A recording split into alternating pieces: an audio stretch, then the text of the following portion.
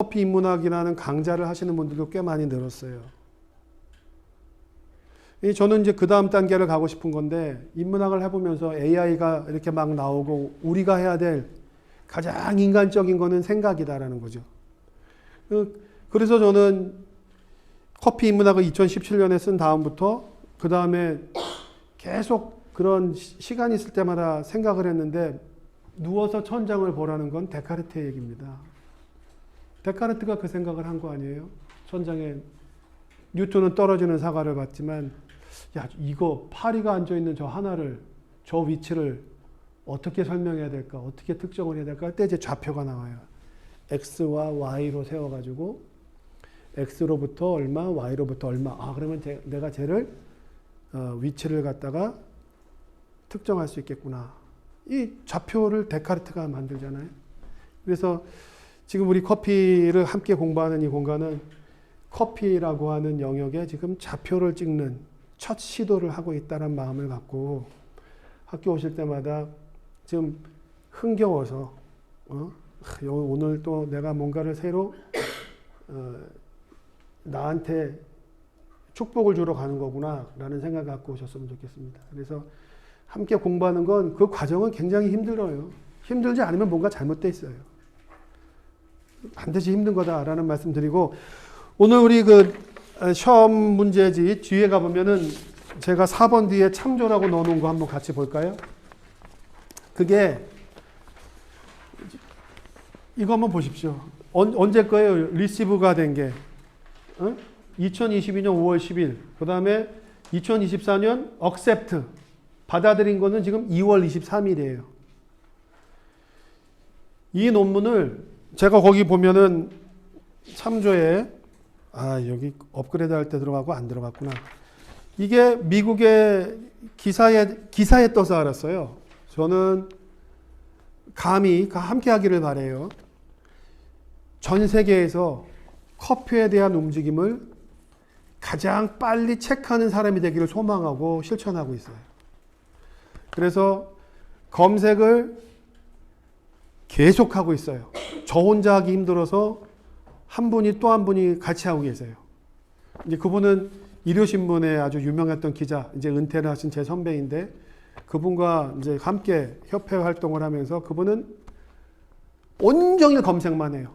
일요신문 때 굉장히 히트치던 사람이에요. 그걸 잘하셔가지고. 그 선배가 이런 게 나왔다 해서 한 4일 전에, 그러다가 어제, 선배 이거는 곧 저기 우리한테도 뜰 것 같은데요 했는데, 어제 연합뉴스에 떴습니다. 연합뉴스에 떴는데, 역시 연합뉴스에 뜬 기사가 과학을 하는 사람이 써가지고 잘 이해가 되도록 풀어놨지만, 외국에서 한 그 뉴스를 벗어나지 못했어요. 역시. 자, 그런데 이제 거기로부터 우리는 이 골치 아픈 걸 그럼 깊게 알아야 되냐? 그렇지 않아요. 그냥 적어도 새로 논문이 나온다면 제목에 나오는 내용만큼은 이 워드는 이해를 하고 넘어가야 돼요. 한번 볼까요? The genome, 혹은 게놈이라고도 하죠. 제놈, 염색체라는 얘기예요. 진. 그러니까 진들이 모이면 게놈이 된다고 보면 되고, 그 진이 갖고 있는 모든 한 생명체에 대한 전체 정보는 물리적으로 크로모점, 염색체에 들어가 있는 거예요. 아무튼 게놈이 나오면 아라비카의 DNA를 알고 싶다. 너무 많다. 다 해독이 됐다. 게놈이 되는 거예요. 한 특성의 전체가 다 밝혀지는 거죠. 그래서 지금 아라비카 로부스타는 다 게놈 프로젝트가 이루어져 가지고 다 DNA 시퀀싱이 다 밝혀져 있어요. 이제 그런 의미. And population genomic of 올로폴로플로이드. 이게 폴리플로이드라고 하는 것은 배수체를 의미해요. 저거를 지금 공부하실 필요는 없고 그냥 우리가 EN이라고 하죠. 그죠?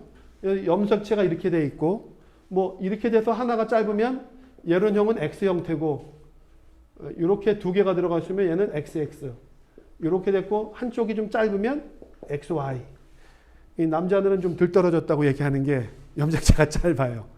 이렇게 기억하면 이제 XY가 Y가 짧구나라고 기억할 수 있는데 우리가 이걸 크로모솜이라고 하고 요 하나에 가보면은 게놈이 있는 거고 저 하나에 DNA 더블 헬릭스가 이렇게 있는 거고 여기에 ATGC라고 하는 염색체끼리 이렇게 막 서로 불러서 DNA를 하고 있고 우리가 요 A가 아데노신이고 아데노신과 비슷한 게 우리가 바로 카페인인 거예요.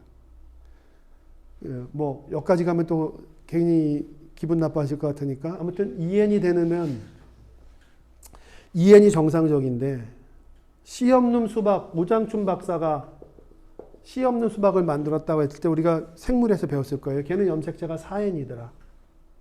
왜냐하면 우리가 EN 여기를 우리가 아빠라고 하고 여기를 엄마라고 해서 엄마 아빠가 갖고 있는 예를 들어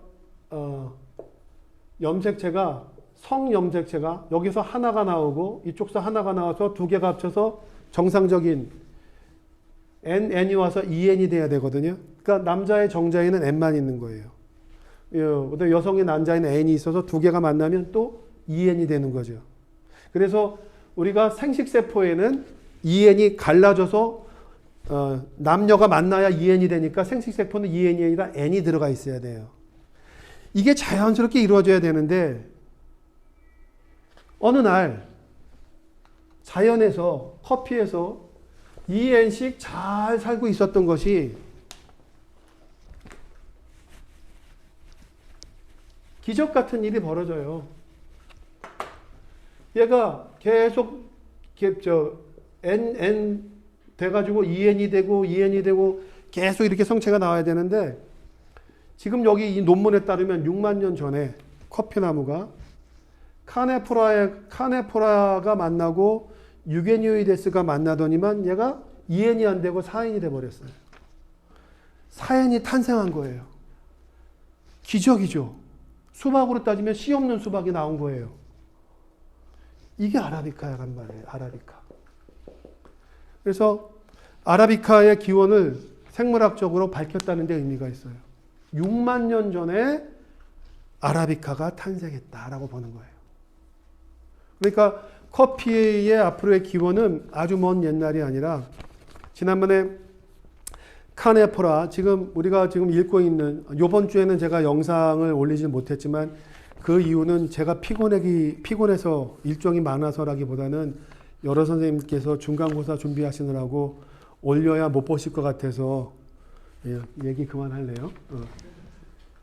앞으로 이제 아라비카가 탄생해서 유게니스와 카네포라와 함께 이렇게 만난 것이 언제냐? 6만 년 전이다. 이제 커피라는 사람들의 커피의 역사는 6만 년 전에 아라비카가 탄생을 했다. 그 전에 아주 먼 옛날 동아프리카 지구대가 있기 전에 5천만 년 전, 300만 년 전 막 이때 카메룬에서 치자나무가 움직이기 시작했다라고 하는 논문도 있지만 DNA 시퀀싱이 나오면서 이제 커피하는 사람들은 아라비카의 시작은 6만 년 전이다. 그 놀라운 게 카네포라와 유게니오이데스가 만났다라는 것을 밝힌 논문으로서 굉장히 의미가 있어요. 이게 이제 연합뉴스나 일반 언론들이 보는 핵심적인 내용이에요. 근데 커피를 전공하는 사람들은 여기에서 우리는 뭘 보냐면은 이 논문 중에 이제 제가 읽어볼게요. 그런 다음에 사진을 보겠습니다. 첫 번째 한국말로 쓴 거 보시면 돼요. 이게 미국 뉴욕의 버펄로 대학에서 6시 50분이죠. 한 줄 한 줄 읽을 테니까 의미를 잘 보세요. 빅터 엘버트 교수가 그 유명한 과학 저널 네이처에 올라간 거예요. 네이처 잡지의 최신호에 올라갔고, 자, 현재 아라비카 품종 39개. 그러니까 지금 우리가 먹고 있는 즐겁게 먹는 커피가 아라비카 품종만 하더라도 120개가 된다고 이렇게 얘기를 하죠.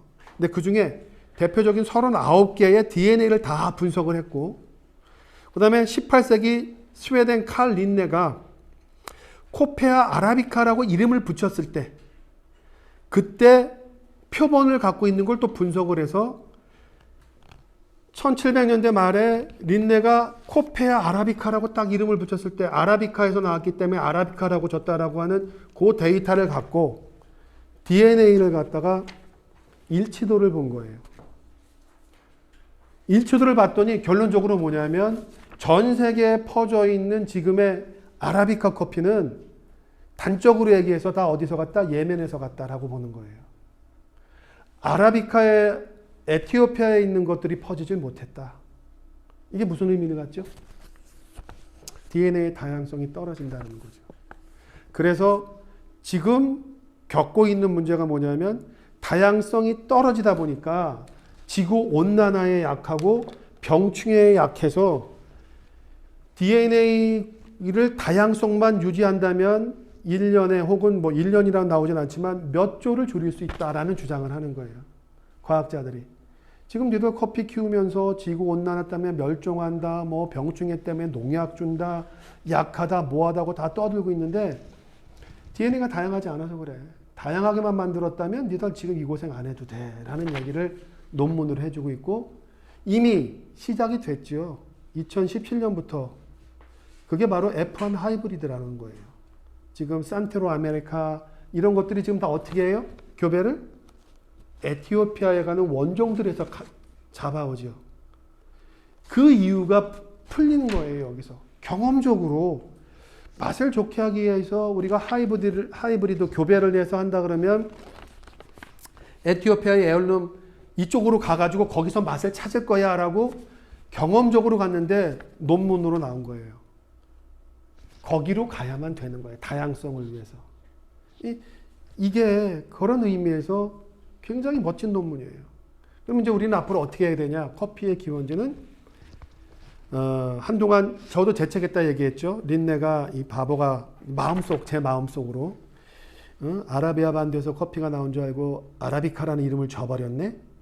야, 1960년대 DNA 시퀀싱이 나온 다음에 봤더니 어때요? DNA가 예멘 거도 단순화되어 있고 복잡한 거는 아프리카의 에티오피아에 있었지? 너 이름 잘못 졌네 라고 얘기를 했었다면 지금 이 논문은 린네가 맞았다는 얘기예요.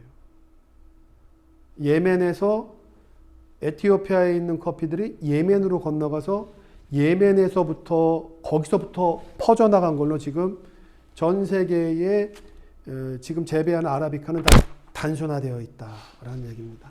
그걸 DNA로 분석을 했고 예전에도 있었던 논문이 아니라 이렇게 시작되는 거고 커피책은 다시 쓰여져야 되는 거죠.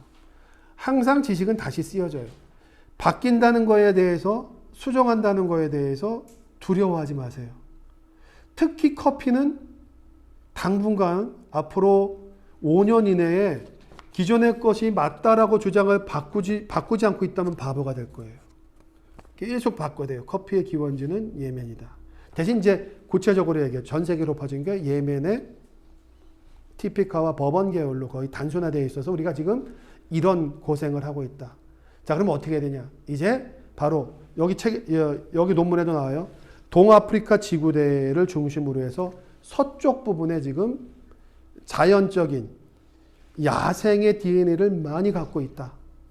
바로 빌라사치라고 해서 사티모로 하는 이런 거, 비아사치에서 하이브리드를 하는 게 그래서 원종에서 끄집어내고 있는 그런 걸 하고 있는 것이죠.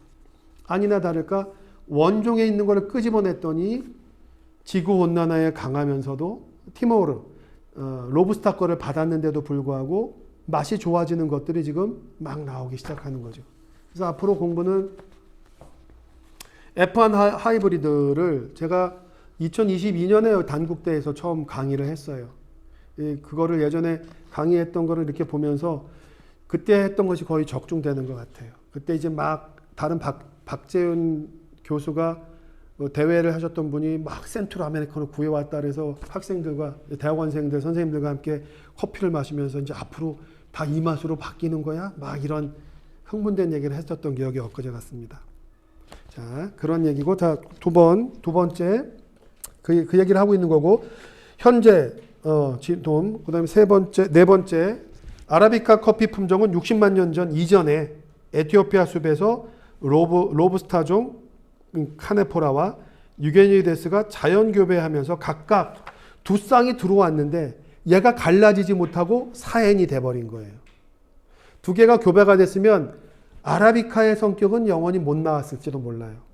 사엔이 되는 바람에 얘가 자가수분도 하는 거죠.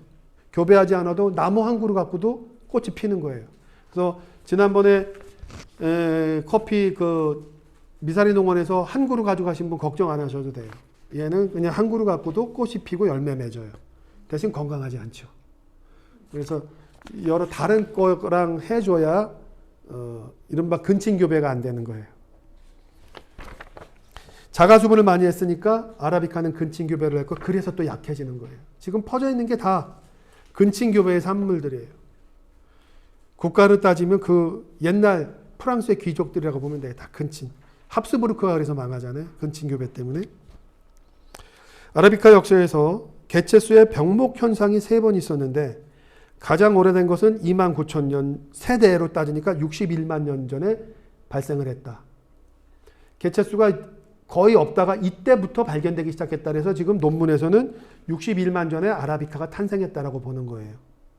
병목 현상이라고 하는 것은 뭐냐면 DNA를 갖다가 막 이렇게 하는데 안 나타나요. 그 유전자가.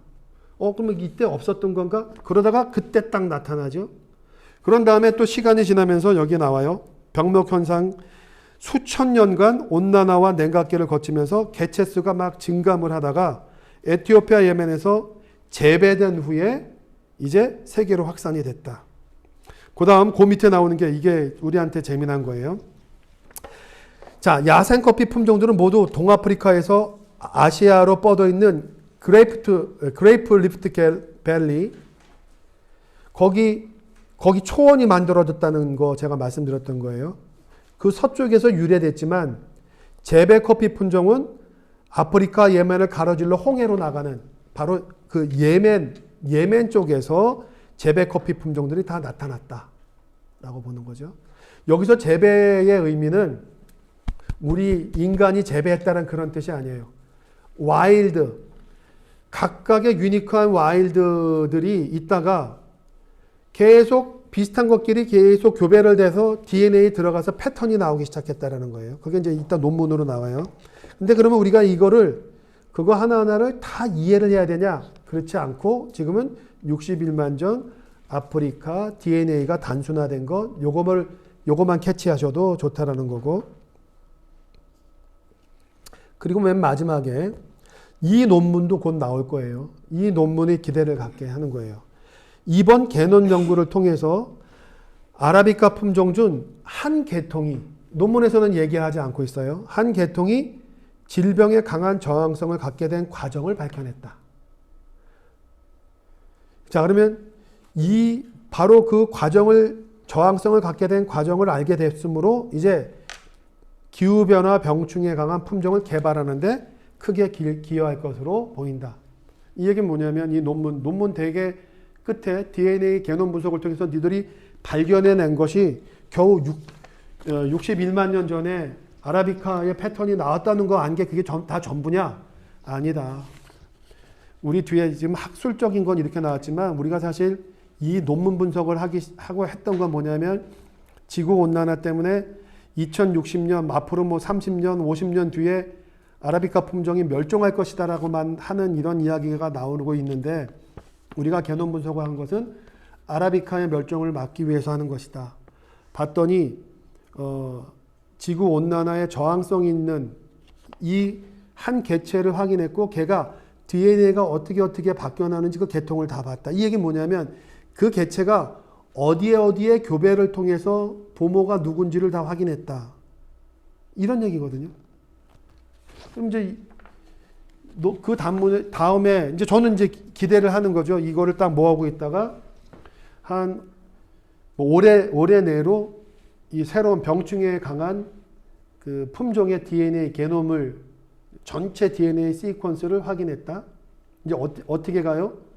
그 중에 어떤 것이 지구 뜨거울 때도 잘 자란다, 물이 없을 때도 잘 자란다. 그게 사람 연구와 똑같아요. 사람의 뇌 연구할 때 어떻게 돼요? DNA에서 그걸 망가뜨리죠. 그걸 망가뜨리면 말을 못하게 되면 저게 말을 잘하게 하는 유전자가 코딩되어 있구나. 커피도 똑같아요. 커피는 더 쉽죠. 생명 윤리 사람과 다르니까 다 망가뜨리는데 물을 주지 않아도 걔는 살아남더라. 어느 하나를 딱 망가뜨렸더니 물이 없으면 바로 죽더라. 이런 식으로 해서 DNA의 분석이 시작되는 의미가 있는 거예요. 그래서 앞으로 커피가 어디에 강한 면모를 갖고 있다 아니다를 얘기한 건 모두 DNA의 단계, 그 DNA란 자연에서 다 형성이 되는 거죠. 이거 처음 봐요. 이게 이제 우리가 카네포라와 유게니오이데스가 두 개가 교배를 해서 아라비카가 탄생을 했다라는 것을 실험적으로 어떻게 보냐면 얘가 지금 CE가 코페아 E를 유게니오이데스, 그 다음에 CC가 코페아 카네포라. 그래서 요게 뭐냐면 유사성이에요, 유사성. 그래서 이거를 다 조합해서 유사성을 봤더니 아라비카가 결국 얘들과의 일치율이 높아가지고 여기서부터 왔구나라는 걸 알게 된 실험이에요. 그러니까 앞으로 이제 저런 그림을 보시면 아, 저건 아라비카의 부모가 카네포라와 유게니오이데스라고 하는 것을 입증한 논문이다. 쉽게 되는 것이 아니라 거기서 개놈 분석을 다 해가지고 그 일치율을 다 본 거예요. 그래 놓고 그 패턴을 봤더니 얘는 이제 설명에 나오는데 크로모좀의 요 가운데 부분, 요 X자로 갈리는 가운데 부분이라고 이제 표시됐는데 다 빼버리고 일치도 해요, 이게. 얘가 뭐냐면 단순하게 말씀드리면 얘가 아라비카예요. 아라비카의 DNA를 봤더니 요 E와 요 빨간 거는 카네포라, 파란 것은 유게니오이데스. 딱 일치하는 거예요. 그래서 두 개가 만나서 아라비카가 됐구나 라는 것이 확인된 실험이라는 거죠. 어렵지 않죠?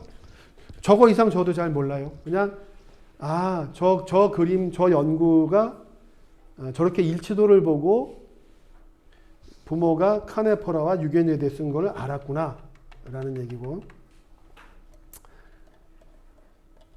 이 지도가 참 멋진 지도예요, 이게. 여기가 그레이프트 밸리입니다. 그레이프트 밸리고 요 밑에가 지금 적도가 지나고 있어요. 바로 에티오피아 밑에가 케냐죠. 그래서 나중에 기회가 되면 케냐에 가면 어떤 프로그램이 있냐면 손을 잡고 적도를 딱 넘어가는 이렇게 있어요. 케냐. 그리고 요 이 밸리가 동아프리카 지구대가 쭉 짐바브웨까지 내려가요. 짐바브웨에서부터 홍해를 뚫고 사우디아라비아까지 가는데 이 길이가 지구 둘레의 7분의 1이 된다고 하는 거예요. 엄청 길죠. 저게 없었으면은 사바나 기후가 없는 거예요. 초원이 없는 거예요. 거기에 DNA의 분석을 다 해봤더니 요 파란색이라고 하는 것이 야생성이에요. 야생에 있는 DNA.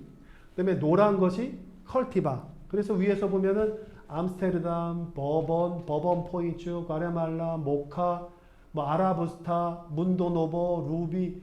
얘들 노란 것들은 다 재배된 거에서 품종이 나온 것들이고, 나중에 봤더니 이 재배된 것들은 이런 분석을 통해서 다 티피카와 버번에서, 예멘에서 다 기록된 것들이더라. 그러니 지금 전 세계에 퍼져 있는 커피들이 갖고 있는 DNA는 추적해서 올라가 봤자 다양성이 다 어떻다? 단순하게 말씀드리면 예멘에서 끝난다. 그러니까 그렇게 단순하니까 지금 이런 고생을 하고 있지. DNA 분석했더니 이 와일드는 다 어디 있느냐? 여기 있다는 거예요. 에티오피아에. 야생 덩어리잖아요. 그 의미입니다. 그래서 앞으로 커피는 세계적으로 퍼진 거에 대한 조상은 다 티피카 버번. 티피카 버번은 에티오피아가 아니에요. 다 예멘의 재배종이라고 봐야 돼요. 우리가 원종이라 그래서 티피카를 에티오피아의 원종이 아닙니다. 이거는 다 예멘이고, 에티오피아는 다 모두 에얼룸, 랜드레이스 이렇게 얘기를 해요. 에얼룸, 재래종이라고 얘기를 하죠. 그래서 이런 과정을 통해서 이런 멋진 논문이 나온 거예요. 저 DNA로 이 데이터들을 다 얘기를 하는 거죠. 이건 뭐냐면 아까 말씀드린 6만 년 전에서부터 여기에 3만 5천 년까지 이 DNA의 시퀀싱을 다 분석을 해봤더니 이때부터 나타나는 거예요, 아라비카가. 많이 나오다가 이렇게 확 줄어들죠. 요거는 아마 이제 우리 인류 저기와 하게 되면 예컨대 빙하기와 막 겹치고 막 그런 거죠. 그래서 생물체들이 확 줄어든다거나 아니면 또 어느 지역, 아프리카 쪽에 기후가 굉장히 안 좋아서 얘들이 거의 멸종 위기까지 가는 뭐 이런 상황까지 가는 거. DNA 다양성이 줄어드는 거 가지고 보는 거고, 지금으로 오면서 DNA가 처음에는 하나로 가다가 나중에 사람들이 손대기 시작하면서부터 이제 얘는 컬티바는 세계적으로 퍼졌지만 요때의 재배가 3만 5천 년 전부터 사람이 재배했느냐? 그게 아닌 거예요. DNA가 단순화되는 쪽이에요. 단순화되는 쪽. 그래서 이쪽이 아마 예멘 쪽으로까지 건너가는 그런 품종들이 아마도 예멘 쪽이 건조하고 뜨거우니까 아프리카라고 하더라도 건조하고 뜨거운 곳에 잘 사는 애들끼리 모아 이렇게 살다가 개들이 넘어가게 되는 것이죠. 그러니까 여기서 넘어간 것들의 뿌리는 요까지만 가는 것이다 라고 보는 거고, 여기가 바로 그 예멘 쪽의 기원들을 조고만 나오면은 예멘 쪽에 기원한 것으로 보겠다라고 하는 것이죠. 그래서 DNA를 다 구분한 다음에 얘는 이제 아들 관계고 그다음에 보면 세컨드 제너레이션, 서드 제너레이션을 보는데 이런 방식으로 DNA 시퀀싱을 다 봤더니만 큰 그룹핑이 나오는데 얘는 에티오피아 에얼룸 야생성들이 잔뜩 모여 있는 아프리카의 커피고 그다음에 이 중에 하나만 딱 인도로 넘어가죠. 바바보단에 의해서 오늘 마신 몬슨 커피죠. 그래서 얘도 하나로 단순화된 거예요. 요 다음부터는 다 단순화되는 거예요. 얘는 또 딱 티피카 예멘으로 가죠. 얘도 예멘인 줄 알았더니 예멘으로 갔다가 어떻게 돼요? 프랑스에서 부르봉 섬으로 오죠. 그러니 이 다양한 것들은 다 사라지고 전 세계에 퍼진 건 다 이렇게 단순화된 결국 요렇게 된 것들밖에 없으니 커피가 약할 수밖에 없지 않느냐라는 얘기를 보여주고 있습니다. 그리고 이 논문의 뒤에 여러 선생님들 강의를 하실 때 저도 이제 요번에 제 책이 나오는데 내일 연대기를 넘겨야 되는데 잠깐 스톱 시켰어요. 너무나 복잡해요. 아까 칼디 얘기한 것처럼. 그래서 연대기는 이 논문에 정리된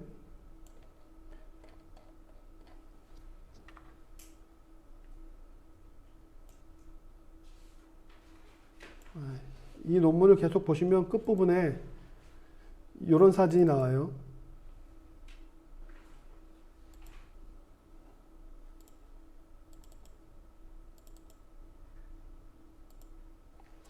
이 사진이 나옵니다.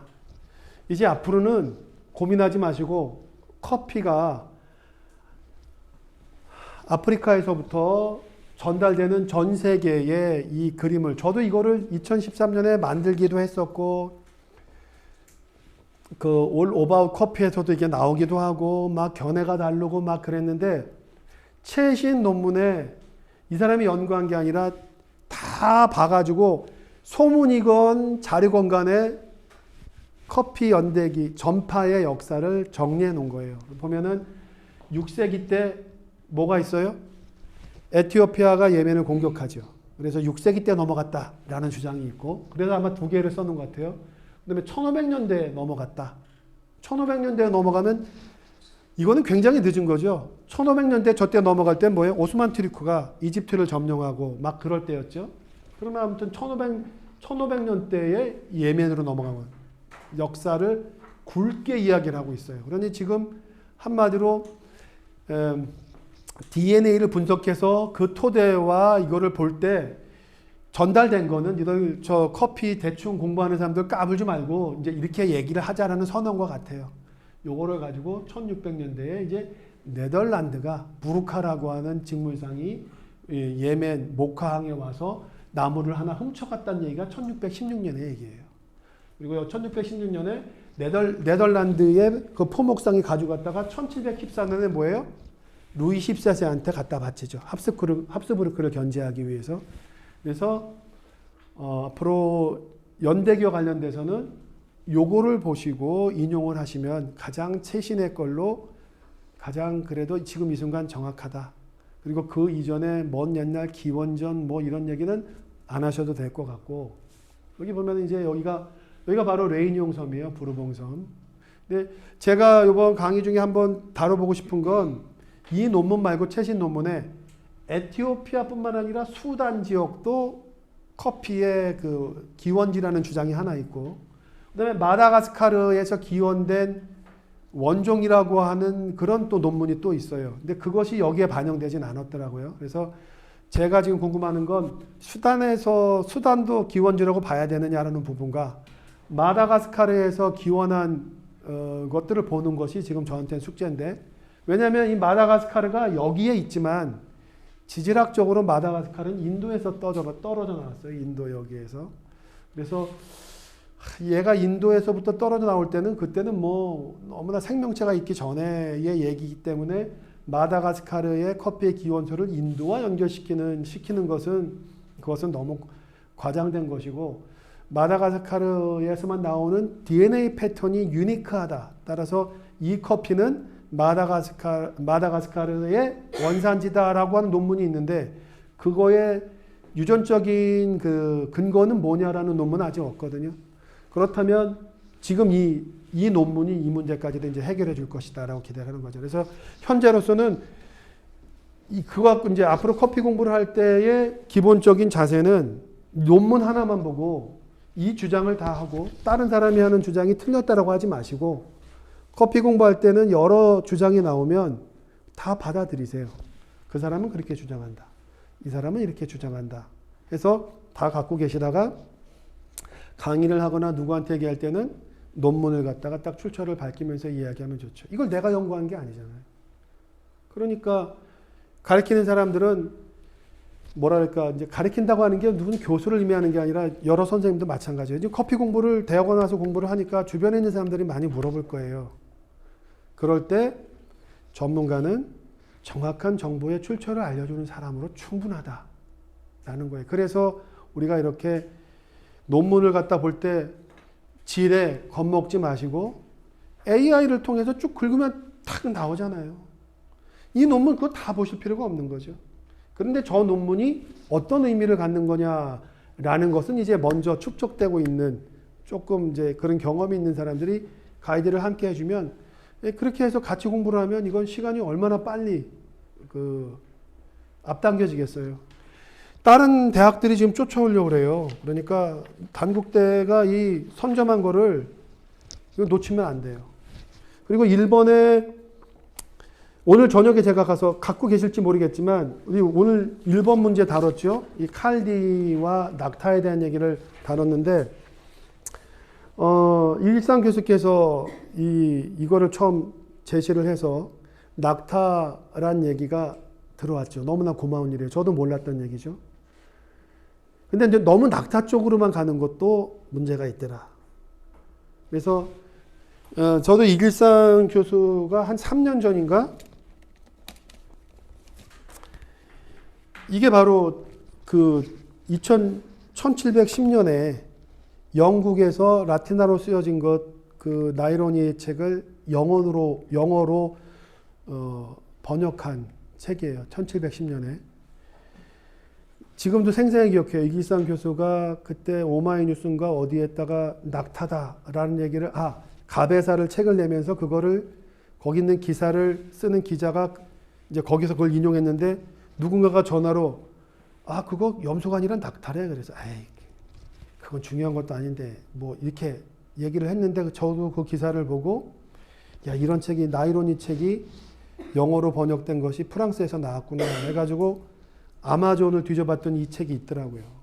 그래서 아마존에 이렇게 탁 나와서 가격도 꽤 비싸서 이제 미국에 제 애들이 있으니까 사서 들어올 때 갖고 와라 해서 갖고 와서, 그에 들어온 제 그 셋째 아들놈은 들어와서 이거를 번역하느라고 고생을 많이 했죠. 거기서부터 썼죠. 요만큼이에요, 요만큼. 이 책도 그 이길상 교수도 얘기를 하셨죠. 원본이 없고 복사본으로만 나와 있다라고 한 게 그래서 이렇게 됩니다. 그래서 요거를 아까 여기 시험지에 나와 있는 건 이 중에 제가 여기를 다 읽어보고 낙타와 염소가 나온 부분만 발췌한 거예요. 그리고 요거는 절대, 이게 뭐 $20인가 얼마 꽤 비싸겠는데 절대 그러지 마시고 학생회에서 이거를 카피를 해서 한다면 제가 드릴 테니까 카피를 하되 그냥 이렇게 하지 말고 제본까지 아예 좀 해서 하나씩 갖고 계셔도 좋을 것 같아요. 응? 이건 돈 주고 사기 너무 아까워요. 굉장히 배신감을 제가 느꼈고, 저거는 영타로 다 쳐놓은 게 있으니까 그냥 소장만 하시고, 영타로 된 것들은 우리가 이런 것들은 이제 사실은 세미나, 대학원 과정에 세미나가 있으면 서로 이제 발표까지 하면서 저거를 번역하자는 뜻이 아니라 저 공부를 하다 보면 마론파 얘기가 나와요. 시리아의 기독교 계통인 마론파 얘기가 나오는데 1617세기 말에 어떤 분위기에서 나이로니가 커피에 대한 그런 음료에 대한 얘기를 썼는지에 대한 시대적 배경을 좀 알아야 그게 이제 우리가 갈 길이거든요. 왜 저 책을 썼을까? 저 책에 왜 커피만 하나만 빼서 논문을 썼을까? 하면 그것이 나온다 그러면 논문 하나가 나올 수 있어요. 계속 나왔던 얘기만 반복하지 말고 우리가 한번 해보자 라는 겁니다. 그래서 저거를 제가 갖고 있는 거를 조금 더 손질을 해서 제가 계속 그거를 번역을 좀 하고 있는데, 중간에 못 알아듣는 철자들은 그냥 적어놨어요. 그래서 누군가가 저거 가지고 논문 쓰겠다면 저거 갖고 쓰셔도 돼요. 응? 논문이 대단한 게 아니에요. 숟가락 하나 얹는 거예요. 세상을 갖다 뒤바꾼 아인슈타인 같은 논문을 쓰려고 너무 애쓰지 마시고, 그 이길상 교수가 낙타를 쓴 그 논문 한번 보십시오. 아티클. 그분은 정말 논문에 대한 훈련이 돼 있는 분 같아요. 너무 멋져요. 그런 걸 갖고 싶어요, 우리가. 그래서 오늘 저녁에 그 논문도 한국말로 된 논문도 제가 내일 아침까지는 한번 또 올려놓을 테니까 그것도 한번 보시면서 얼마나 좋아요. 다 지금 분석이 되어 있는데, 다만 저 책에 나와 있는 거에는 시대적 배경만 좀 들어보면 좋을 것 같아요. 마론파. 그리고 저 약초에 대한 얘기도 막 있고 그렇거든요. 커피에 대한 얘기뿐만이 아니라 할 게 너무 많죠. 너무 멀리서 잡지 마시고 서지 연구를 통해서 쓰는 논문도 너무 멋진 논문들이다 라는 말씀 꼭 드리고 싶고요. 자, 그리고 이렇게 여러 선생님께서, 제가 이거를 붐업시키면 안 되지만 여러 선생님께서 이런 문제가 나가면 각자 자기의 페이스북도 좋고 인스타그램도 좋고 자기가 각자의 이름으로 커피 공부를 하고 있는 것들을 표현을 하세요. 응? 단국대의 석사 과정을 하고 있는 게 부끄러우세요? 외치세요.